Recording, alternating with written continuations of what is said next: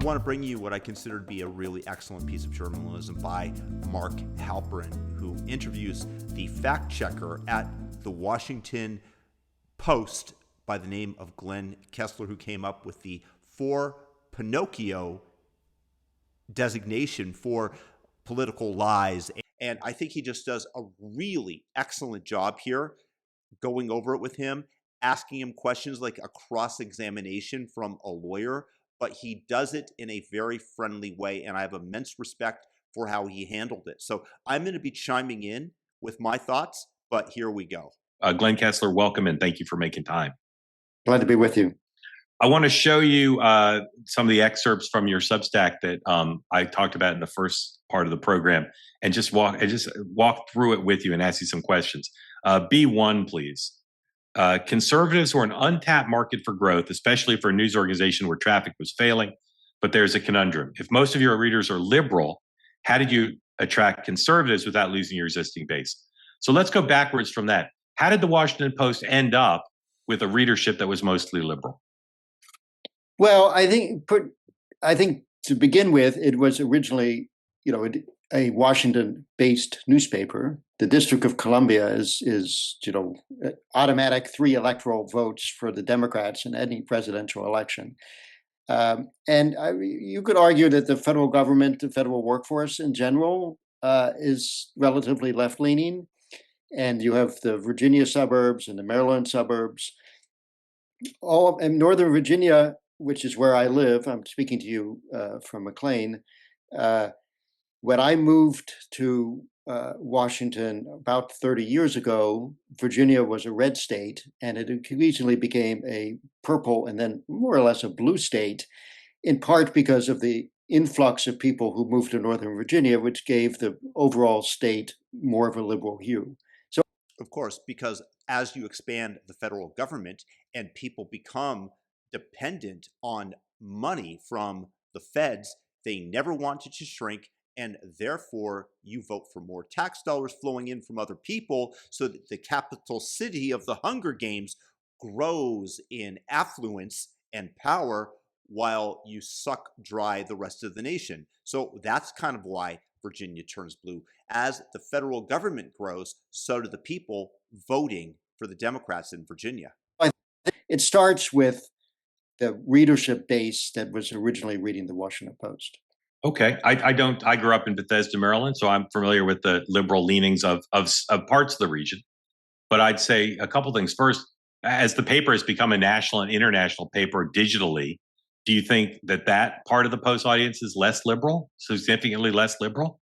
As I write in the Substack, I only have anecdotal evidence. Yeah. The response, excuse me. You don't have the data, so you don't know. Yeah, exactly. but I was saying anecdotally, when I wrote fact checks, if I gave 4 Pinocchios to Bernie Sanders or to a leading Democrat, I got lots of outraged email. Yeah, I gave 4 Pinocchios to a Republican, I didn't. Right. And some of those outrage emails did not come from Northern Virginia, Maryland, or DC, correct? Right. All right.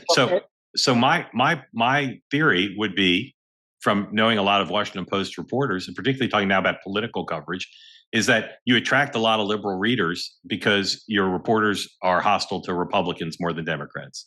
Do you reject that premise entirely? Yes, I completely reject it. I think that, I mean, how to phrase this? You reject it with such soundness. I believe that generally, in the main, the reporting of the Washington Post is tough on anyone who is in power. Barack Obama got very irritated by Washington Post coverage. Yeah. Bill Clinton got irritated by Washington Post coverage.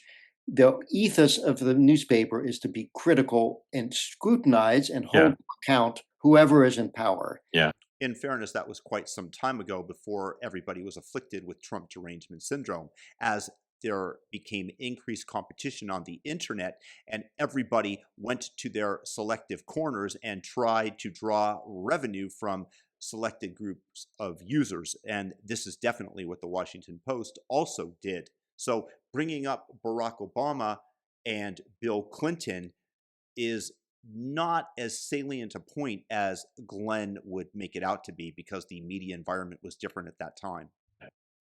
What you have is a situation right now where the president of the United States routinely says the media is the enemy of the people.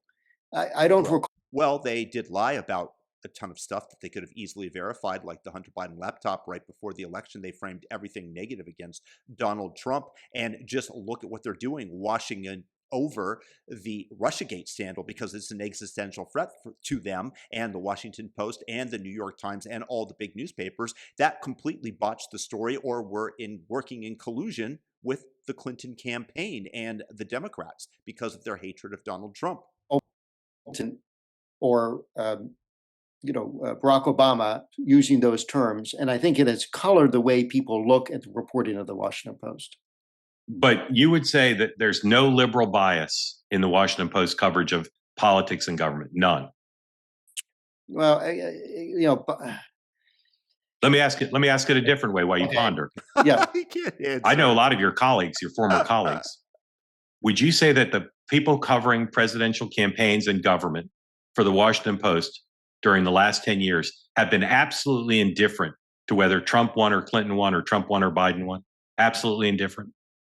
You may not find this hard to believe, but I never had a conversation with any of my colleagues about their political leanings or how they viewed the presidential election. Because you didn't have to, because it was implicitly known. Nobody had to say it. You had one mission: F up Donald Trump by any means necessary. I'm not registered with any political party. I refuse to vote. I refuse to vote in any primaries. And I'm just like, when I covered different, I was writing the fact checker, but before then I covered diplomacy and I covered economic policy. Yeah. So when I covered economic policy, one of the issues then was Social Security private accounts, which is something the Republicans wanted.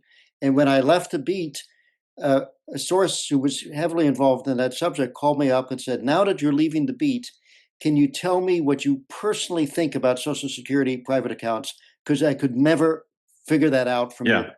Yeah.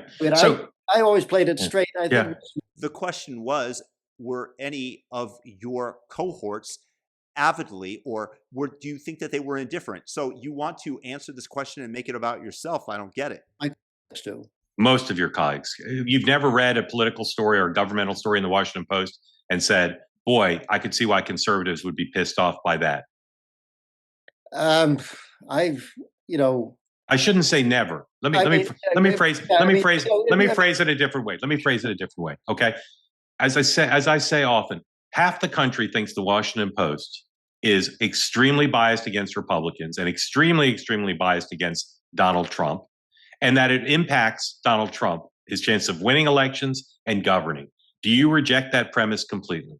Yes, I do reject that premise. And I having been in that newsroom, I believe, I am not excusing times when we messed up, but I often say, I believe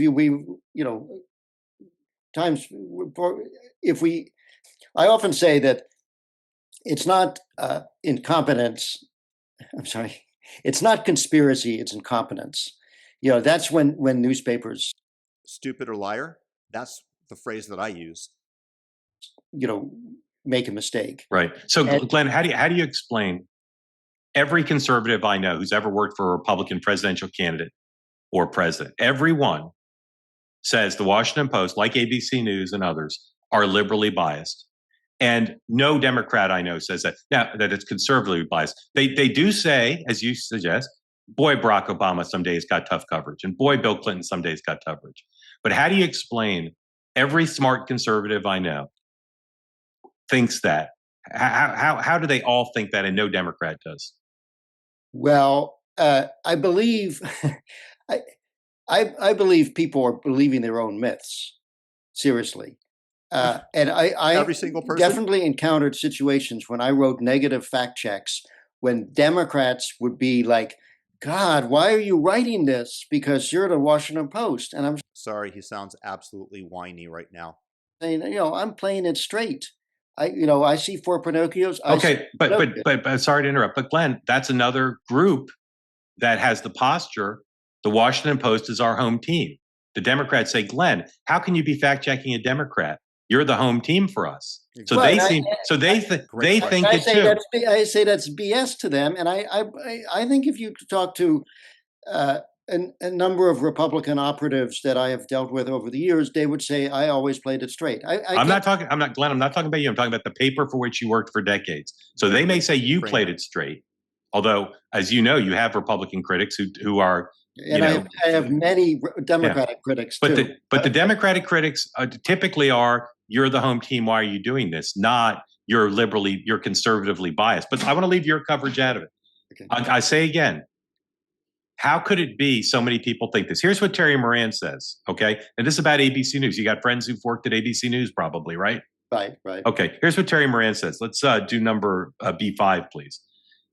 It's no secret there are hardly any people who supported Donald Trump at ABC News or the other corporate legacy mainstream news networks. And this is bound to impact coverage. B6, the old news divisions don't hear many of the voices of the country because those voices aren't in the newsroom. Now, I don't know if Terry exempts the Washington Post from this point of view, but I doubt he would. So do you think that there are every bit as many or close enough conservative voices at the Washington Post, not the op-ed section, the columnists, but do you think that there's just as many, let me do it this way, are there just as many reporters at the Washington Post covering politics and government who are pro-life as pro-choice? Yeah, again, I have never had that conversation with anyone in my office. I mean, because you don't have to, because everybody knows the answer. There are a number of reporters I know who grew up in gun-owning households, grew up in conservative households, grew up in pro-life households. It kind of came up anecdotally or whatever. Part of it is, you're a reporter. You can report. You can learn about information. So I have personally never handled a gun. Yeah. But whenever I wrote about guns, I would make sure I sought out one of my colleagues who was a gun owner to review what I wrote to make sure that I treat. Is this a good answer to the question? I mean, he goes on and draws on for so long that you forget what the original question was. With respect, and that I properly described what it was like. Glenn, I guess I know how smart you are. I've read probably 90% of the work you've. Except there's no evidence of it right here. Is the undertone of what Mark's saying? Can you get back on the point? You've done since you got to the Post. So I'm very familiar with your oeuvre, your intelligence, the pieces you did required so much more reporting than goes into a normal newspaper piece these days. And you were serious and industrious. So I couldn't have more respect for your belief in the craft of journalism and how well you executed it over decades. And I wouldn't say that about that many people in journalism. I truly believe that. But it's confounding to me to hear you say the reason our readers are liberal is because the DC area is liberal, and that you have no indication of why it would be that conservatives would say the Washington Post, like ABC News and the New York Times, is liberally biased. I'll say respectfully, it's so frustrating to me, and I'm sure many people listening to our conversation, to have you say what so many people at the network say and so many people at the Post say, which is, oh, we're not liberally biased. We don't talk about our political views. Every day I could go through the paper and show you examples that infuriate Republicans and infuriate me. The Washington Post is my hometown paper.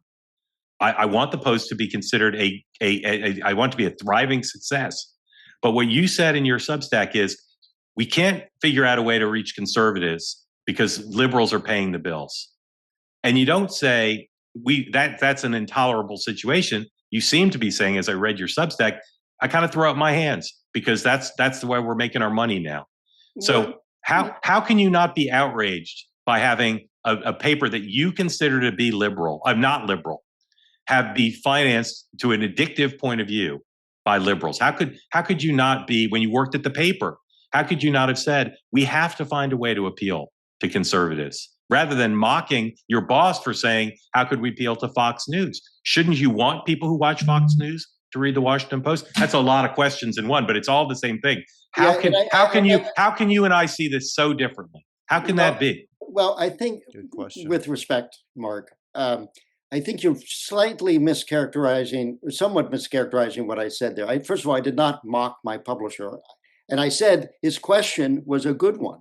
How do we appeal more to Fox News viewers? I was a little. Well, you mocked him for spending an hour with you and not addressing the topic of the meeting.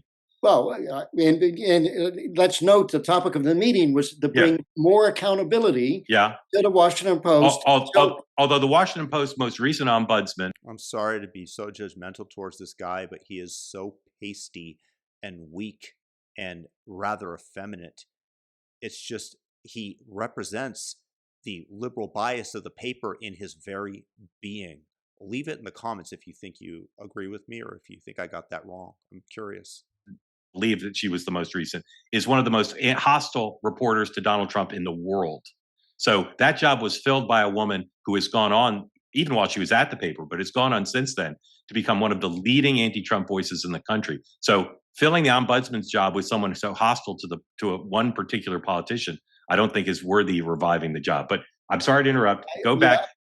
Forget who you're talking about, but I don't. She was not an ombudsman for the Post. She was for the New York Times. Margaret Sullivan, didn't she? Oh, she was a columnist for the Post. Pardon columnist, me. Yes. Columnist. And she ombudsman at the time. So my criticism there is for the Times. In any event, just go back to trying to explain. I forget my characterization of your meeting. I just want you to focus. How could you and I see this so differently? I've been a journalist for a long time. You've been a journalist for a long time. I read the Washington Post every day. You read the Washington Post today. You see, he stays on point. He doesn't get distracted and go off on tangents, which is why when you interview somebody like Glenn Kessler, you are bound to, because that's the direction that he naturally takes it, not only that he wants to, just naturally so. I talk to Republicans about how they feel about the Post. You do too. How could it be that I see the Post as fundamentally anti-Trump in every day, in every crevice of every story practically, and you say we are down the middle by the book, and the fact that our readers are liberal is because we're in Washington, D.C.? How could that be? Well, okay. First of all, it's because you're wrong and I'm right, Mark. Do you think that he's joking, but he's actually not? Like, that's kind of a deflection with an attempt at humor, which I guess is for this guy is probably the best that he can do. But that is actually representative of how he feels, and he's letting Mark know that and to back off the questioning. I am in the I was in the newsroom and I watched how the stories were put together and what the editorial discussions were. So now that I am away from the newsroom and I'm going to read it as an ordinary reader, I will have based on the comments you've made to me, I will have an open mind to see what I see. But I do know when, it's not like people in the newsroom are saying, we've got to get Donald Trump. We've got to write this story. We're going to slant it in a way that is negative to Donald Trump. It's more, I agree with you. It's more insidious. It's more insidious than that. It'd be some ways, it'd be more comforting to me if they said, we're not trying to be objective. We think Donald Trump's bad for the country. Like MSNBC. He's against abortion rights. He's corrupt. He's a liar. Look at all the 4 Pinocchios he gets. We need to protect Joe Biden and destroy it. That'd be better. Instead, and again, I just go back to Glenn. I just go back to 2 facts. Your audience, by your own acknowledgement and by every indication, is super liberal. We saw that when you did the owner did things that were pro-Trump, perceived as pro-Trump, and you lost a huge percentage, as you cite in your Substack, a huge percentage of your readers. So your audience is liberal and you're addicted to their revenue. And conservatives think you are the Nation magazine.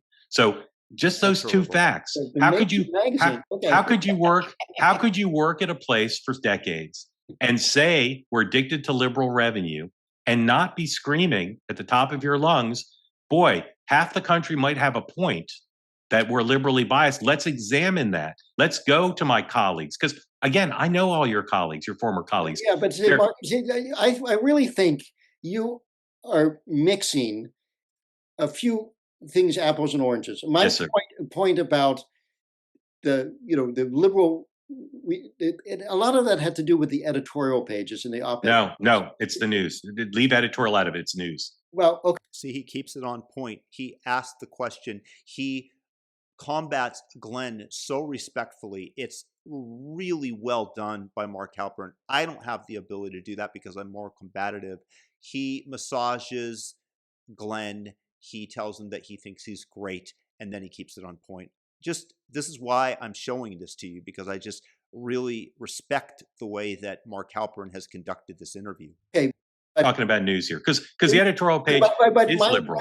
When I wrote about making that transition, trying to attract more conservative readers and without losing the liberal readers, part of that had to do with getting rid of all the liberal columnists, which is what, that's Jeff Bezos's prerogative. That's what he wants to do. But that's one reason why there's no doubt all those readers left, is you didn't have that.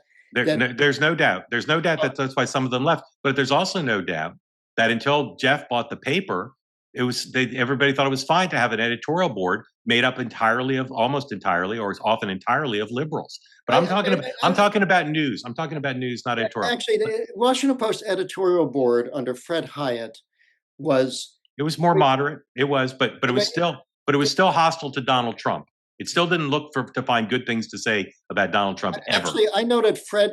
You know what I get the feeling? I get the feeling that Glenn is defending himself and his ego. He believes because he's immersed in the water like a fish, like all of them, swimming around in the same liquid of leftism at the paper, that they were being completely fair. Then he's being confronted, and that is naturally for a human tendency to get a little bit defensive, which he is, despite the fact that Mark is so respectful towards him.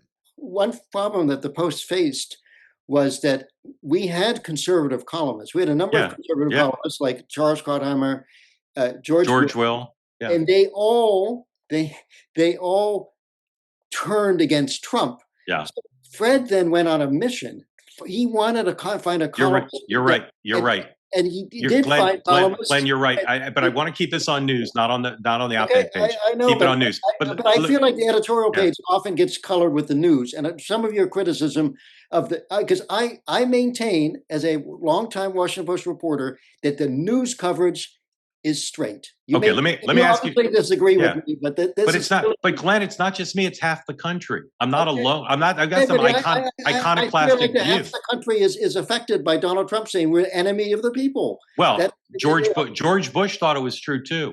Ronald Reagan thought it was true too. This is not some new thing. It's only because of Trump derangement syndrome that the paper's news section has become even more aggressive of saying we must defeat Republicans. Now, let me ask you about one of your I reject completely. I know you do. I know. Let me ask. I know you do. For the record, okay? I know you do. I know you do. We're trying to game out how two people. Now, granted, you're more familiar with the paper than I am, of course, but two people who read the Washington Post news section, including political coverage and government coverage, pretty much every day, because I read it even when I'm on vacation, every day for decades.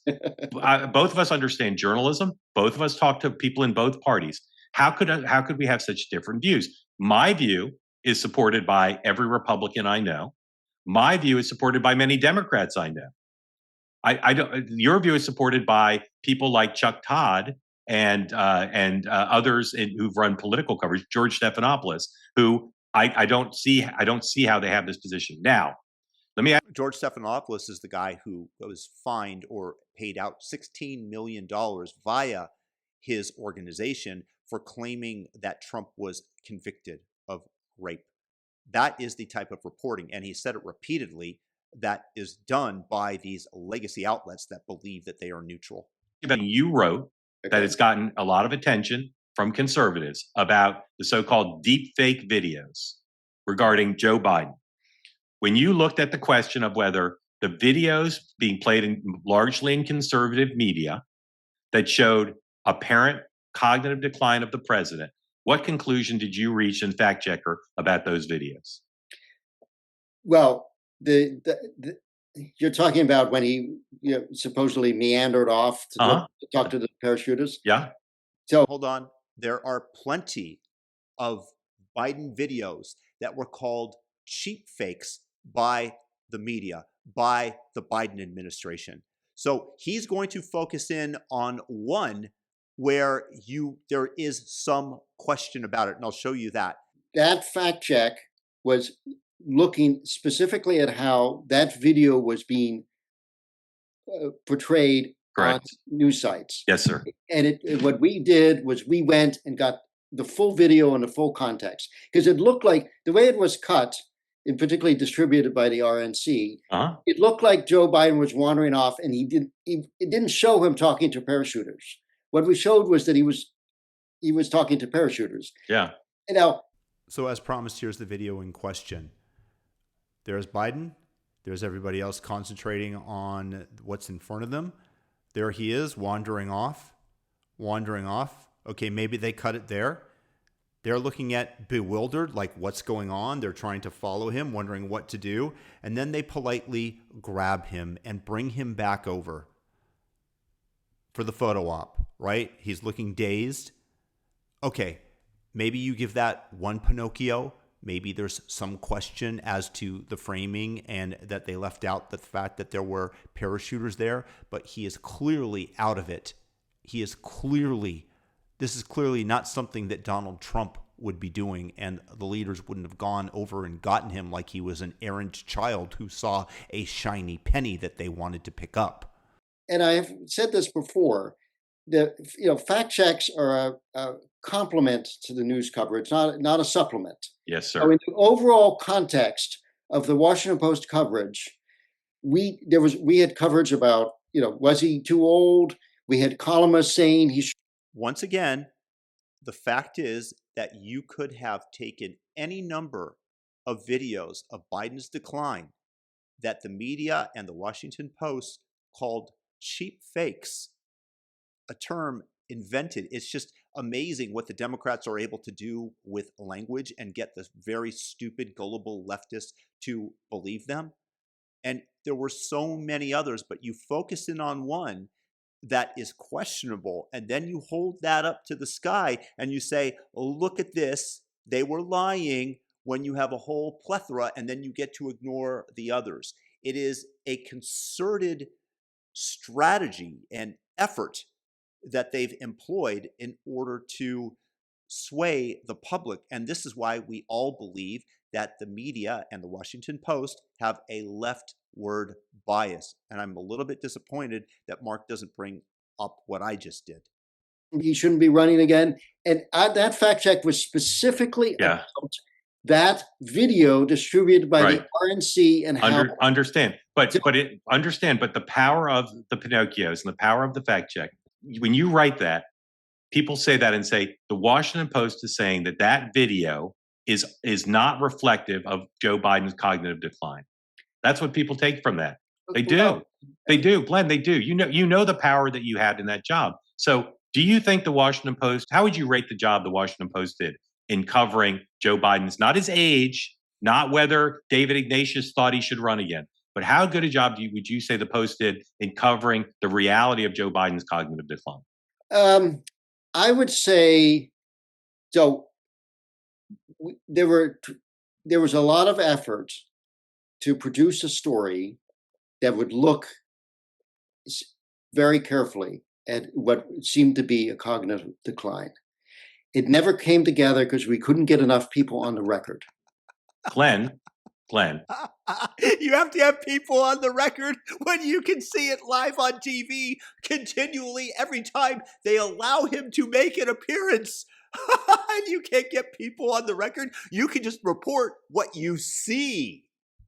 Do you know the moment where Joe Biden spoke to a dead congresswoman at a public event? Are you familiar with that moment? Yes.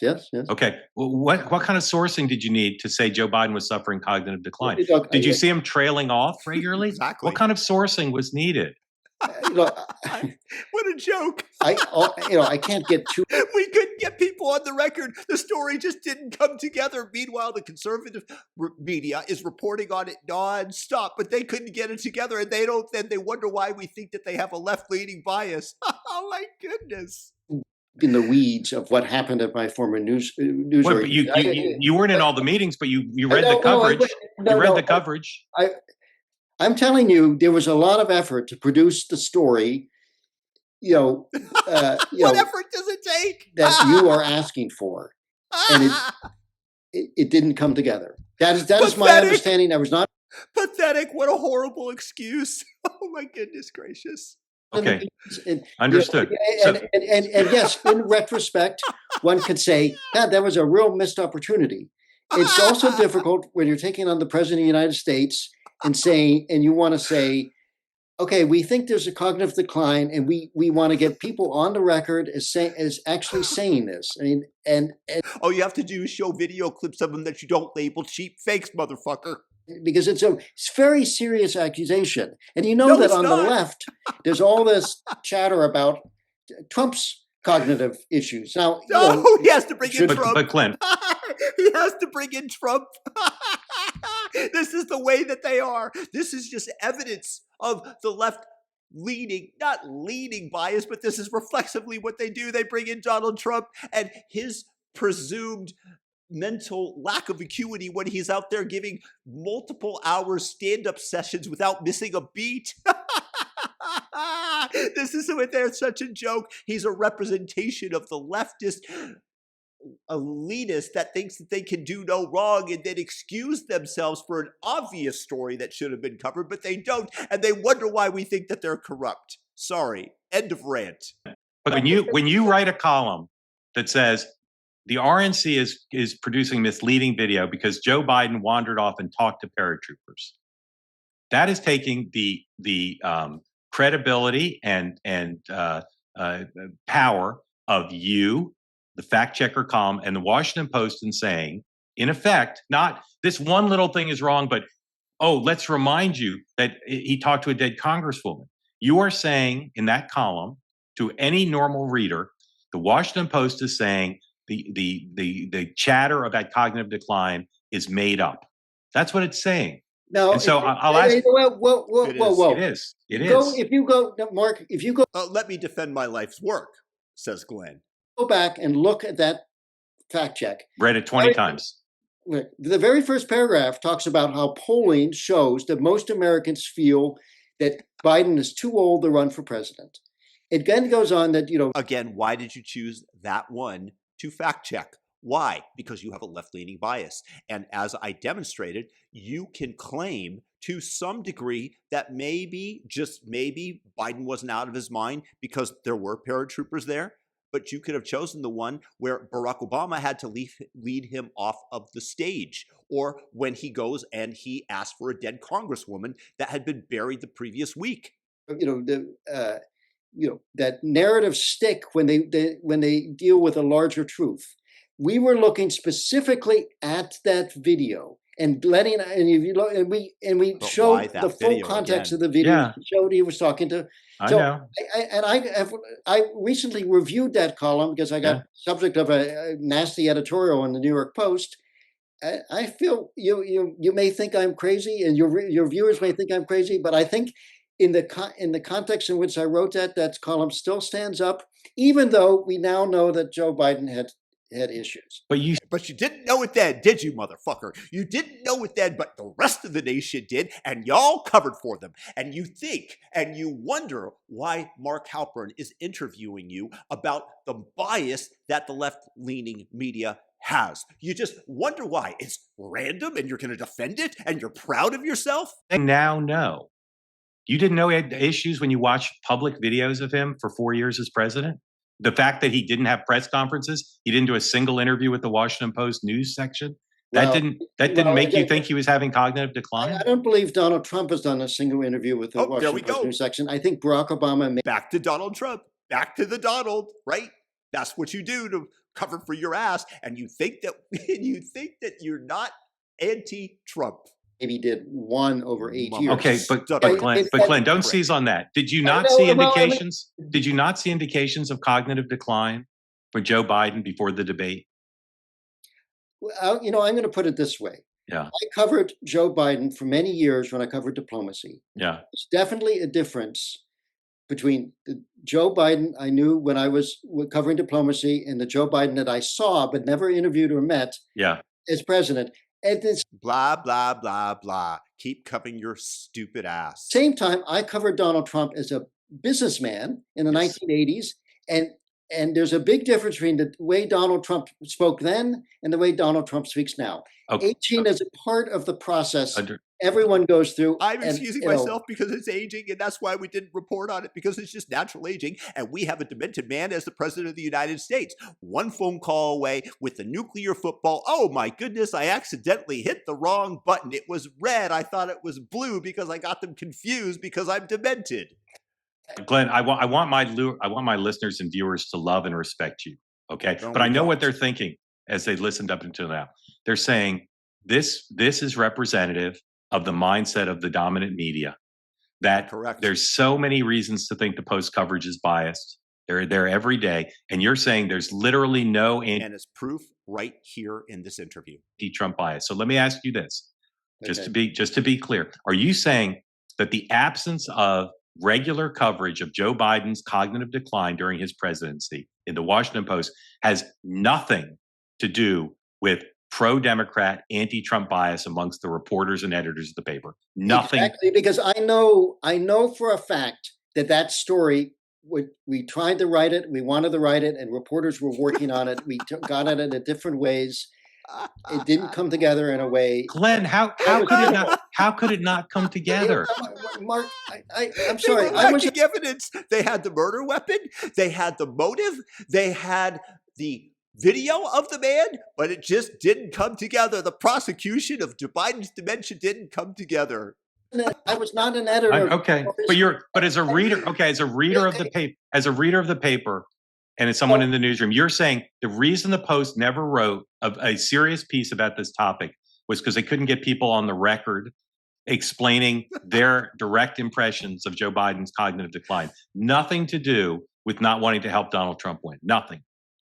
Yes, absolutely. I Yes, guarantee you that. There Okay. was not any effort to say we got to make sure Donald Trump loses and Okay. the Democrat wins. so on my- It's not the way that that reporters spoke at the Post. and you- I'm and sure I- you're yeah. viewers of that. Okay. And I know you're not as familiar with other newsrooms because you were at the paper for a long time. But to the extent you have an impression, would you say the same thing about ABC News, the New York Times, NBC News? You know, I have to admit, I don't really watch television news. Okay. So what about the Times? Would you say the Times also is not liberally biased against Donald Trump? As a reader? As a reader, I mean, I'm just trying to get a sense if you're saying the Post isn't. I make a strong distinction between the editorial page and the news. No, section. just talking news. We're just talking news. Are you saying, as a reader of the New York Times, I'm trying to see if you are saying the Post is in fact an exception, should be considered an exception to Republican criticism and my criticism of the Post. You're saying, I'm asking you, as a reader of the New York Times, do you find them to be more anti-Trump than the Washington Post or equally balanced? I would say equally balanced, though I know you will vehemently disagree Well, with Glenn, it's not just me though. My Twitter feed is going to be filled Okay, with people saying so. I just Mark, just end the interview. This is an old man who's covering for his sins and defending his quote unquote legacy of 4 Pinocchios. And right now, he's the one who's earned 4 Pinocchios, maybe 5.